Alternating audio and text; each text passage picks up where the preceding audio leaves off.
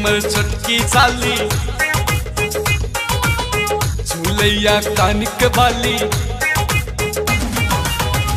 ए हमर छोटकी साली झूलैया कानिक बाली। ए हमर छोटकी साली मैया कानिक बाली। आह चिनकरा बाली ए हमर साली। आह चिनकरा बाली ए हमर साली। आह चिनकरा बाली। ए हमर छोटकी साली झूलैया कानिक बाली। ए हमर छोटकी साली झूलैया कानिक बाली। आह चिनकरा बाली ए हमर साली। आह चिनकरा बाली ए हमर साली। आह चिनकरा बाली।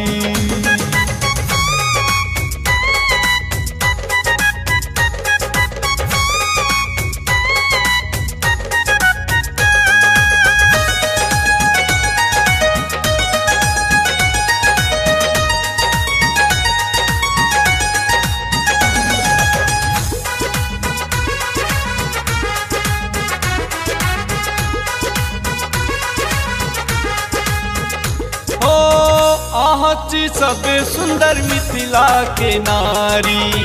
किया दोसर के आहा नकल उतारी। ओ आची सबे सुंदर मिथिला के नारी। किया दोसर के आहा नकल उतारी। किया मर्यादा करनो अपन पहचान छोड़नो। ओ किया मर्यादा तोड़नो अपन पहचान छोड़नो। किया मर्यादा तोड़नो अपन पहचान छोड़नो। आह चिनकरा बाली ए हमर साली। आह चिनकरा बाली ए हमर साली। आह चिनकरा बाली।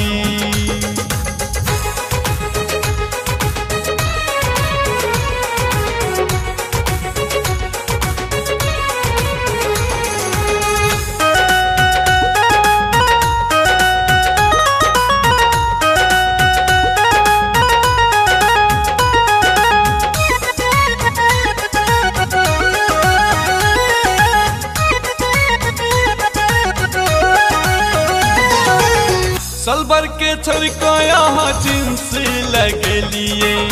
मिथिला के मानी जत किचने रखलिए। ओ सलवर के छोड़को यहाँ जींस लगलिए। मिथिला के मानी जत किचने रखलिए। अपना के काबिल बुझनो लाज शरम के छोड़नो। अपना के काबिल बुझनो लाज शरम के छोड़नो। अपना के काबिल बुझनो लाज शरम के छोड़नो। आह चिनकरा बाली ए हमर साली। आह चिनकरा बाली ए हमर साली। आह चिनकरा बाली।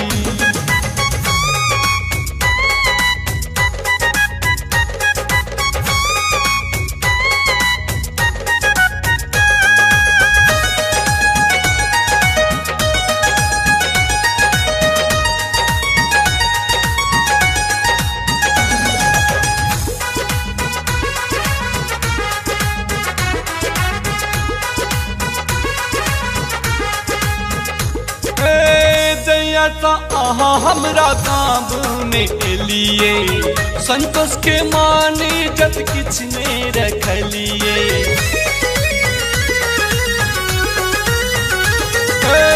दया आहा हमरा गाँव में एलिए।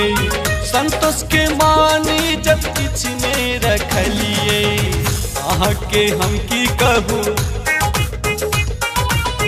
निक जका सरहू। आह के हम की कहू निक जका सरहू। आह के हम की कहू निक जका सरहू।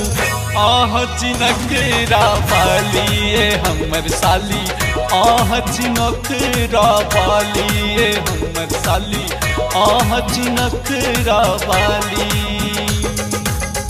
ए हमर छोटकी साली झूलैया कानिक वाली, ए हमर छोटकी साली झूलैया कानिक वाली, आह चिनखरा वाली। ए हमर साली आह चिनखरा वाली, ए हमर साली आह चिनखरा वाली।